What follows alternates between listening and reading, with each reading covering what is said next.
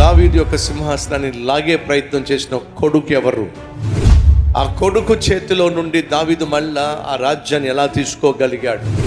ఆ తరువాత తాను బహుగా ప్రేమించినటువంటి సొలొమోను అనే కుమారునికి ఏ విధంగా రాజ్యాన్ని అప్పగించాడో, బాధ్యతలు అప్పగిస్తూ సొలొమోను పిలిచి చెవులో ఏదో చెప్పాడు.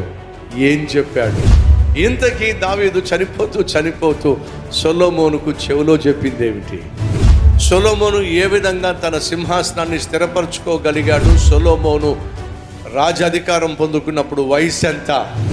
అంత చిన్నవాడు అంత అద్భుతంగా పరిపాలన ఎలా చేయగలిగాడు? వచ్చే ఆదివారం సహోదరి సహోదరులు, మీ జీవిత కాలంలో మర్చిపోనటువంటి సందేశాలు మీరు వినబోతున్నారు. తండ్రులు తల్లులో, మన జీవిత ప్రయాణం ముగిసినప్పుడు మన పిల్లలకు అప్పగించాల్సిన బాధ్యతలు ఎలా అప్పగించాలి, ఏం చెప్పి అప్పగించాలి?